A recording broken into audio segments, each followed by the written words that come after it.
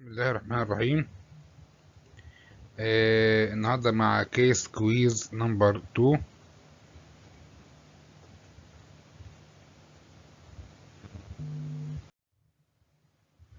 كيس داتا 32 years old female with history to travel abroad. في history هنا of traveling abroad، ودي نركز فيها شوية. no consanguinity.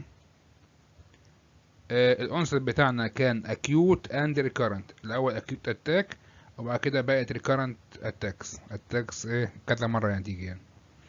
الاتاكس دي كانت عبارة عن flu like symptoms، معاها fatigue and malaise، ومعاها headache. الحالة دي مش كورونا، الحالة دي كانت قبل الكورونا خالص يعني، فما تروحش دماغكم بعيد يعني. ماسكوسكيتا عندنا painful hands with no arthritis but bilateral knee arthritis but hand arthralgia. الاتنين دول respond well to non-steroidal anti-inflammatory drugs or paracetamol only in the first attacks of the disease, but the response get bad في كل الاتاكس اللي بعد كده. في weakness of facial muscles على left side، في left اللي هو motor facial palsy. على مستوى السكن في عندنا large single circular rash على الباك of the left knee. الانفستيجيشنز شو ESR shooting 110، الCRB برضو shooting 96، الRF نيجاتيف، انتي CCB نيجاتيف، ANA نيجاتيف، urine normal، CBC leukocytosis. So what is the diagnosis?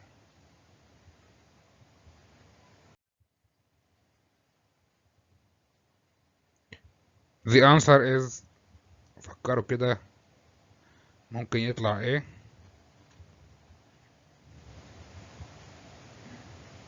ايوه تمام، اللي فكرتوا فيه هو صح، لايم ديزيز. ايه بقى اللايم ديزيز ده؟ هنشوفه في السلايدز اللي جايه.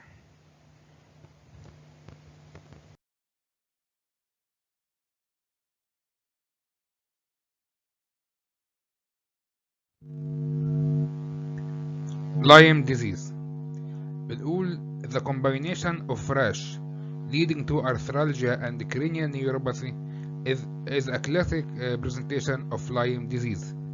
It is a multi-system disease caused by infection with the tick-borne spirochetes اسمها Borrelia burgdorferi. This tick commonly lives on deer and is endemic in parts of the United States وبعض الدول التانية طبعا. Lyme disease has 3 clinical stages.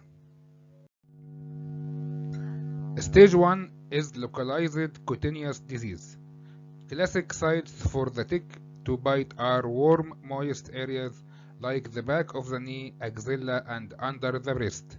دي الأماكن اللي البايت بتحب يعني إيه، اللي هي التك اللي هي بوريليا دي بتحب تو بايت السكن فيها عند إيه الأماكن اللي هي الورم and moist زي back of the knee, under the breast، الأكزيلا. لكن the tick is very small and only half of patient with clear-cut Lyme disease may remember the bite، والنص التاني مش هيفتكر اصلا ولا هيلاحظ ان كان في بايت قبل كده. The characteristic pain called erythema chronica migrans develop from the bite first as acute. انا قلت the characteristic pain هي characteristic rash.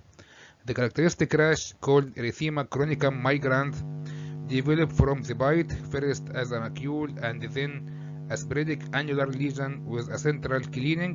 This stage is associated with constitutional upset. الفيفر والlymphadenopathy are not uncommon. Arthralgia rather than arthritis is also a feature.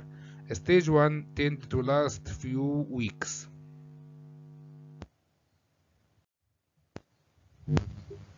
Stage 2 is disseminated disease.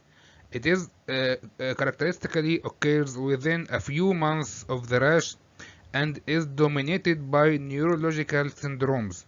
The most common presentation are cranial neuropathies, particularly in the seventh cranial nerve اللي هو ايه الفيشيال nerve, headaches, meningoencephalitis, and mononeuritis multiplex.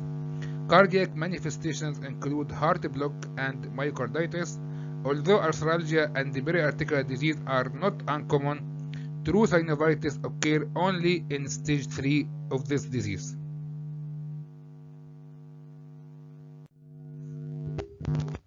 في stage 3 بيبقى في عندنا chronic infection up to 2 years after the initial infection and leads to asymmetrical oligoarthritis particularly at the knee. وناخد بالنا كويس قوي ان particularly في الاطفال oligoarthritis وفي الني ممكن تلخبطنا جدا مع الجي اي اي خصوصا الاوليجوارتيكولار تايب. فهنا قصة انه سافر بره وراح في حتة مشهور فيها قصة التيك بايت، فدي تخلينا ناخد بالنا كويس انه ما نلخبطش مع diagnosis of other rheumatic conditions. Diagnosis of Lyme disease is based on clinical picture and serological evidence of antibodies to Borrelia, but test results are complicated by a high rate of false positive in endemic area and false negative in early disease.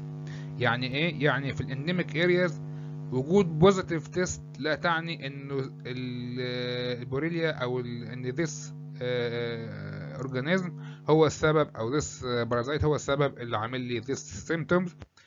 والنيجاتيف كيسز بتحصل في الايرلي ديزيزز. نفتكر الستريبتوكوكال انفكشن، احنا عندنا في مصر ستريبتوكوكال انفكشن از فيري كومون وفيري انديميك، فوجود مثلا ASOT بوزيتيف لا تعني بالضروره روماتيك فيفر. في بعض الدول مجرد ما بيلاقي 400 بيشخص على طول روماتيك فيفر. احنا عندنا لا، احنا عندنا الستريبتوكوكال انفكشن از فيري كومون فيري انديميك، فما بشخصش لمجرد انها تكون بوزيتيف. نفس الكلام في الاماكن اللي فيها البوريليا انديميك، فما بيشخصش بوزيتيف او بيبقى عنده ريسك اوف فولس بوزيتيف تيست لو لقاها بس في السيرولوجي. The prompt use of antibiotic in stage 1 may also diminish diagnostic yield. لو ادينا antibiotic في الاول خالص ممكن الدياجنوزز ما يبقاش معانا جود يعني. PCR however can detect Borrelia DNA in blood, synovial fluid and tissue and also in the cerebrospinal fluid.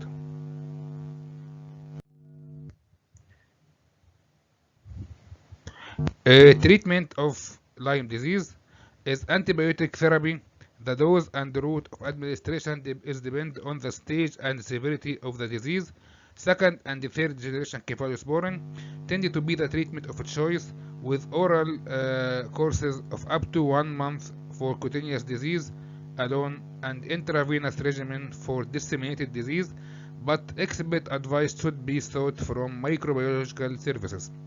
Localized joint disease may respond well to intra-articular injection يعني بالسترويد ساينوفيكتومي او في بعض الحالات هيدروكسيكلوروكين addition to antimicrobial therapy.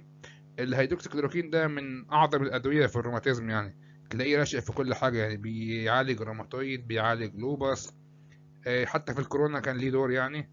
فهو ده من الادويه اللي يعني الكويسه جدا والمنتشره جدا واللي ليها دور في حاجات كتيره جدا جدا جدا. كده نبقى خلصنا كويز 2، ونلقاكم إن شاء الله في كويز 3 غدا بإذن الله. والسلام عليكم ورحمة الله وبركاته. And finally, thank you very much for your attendance.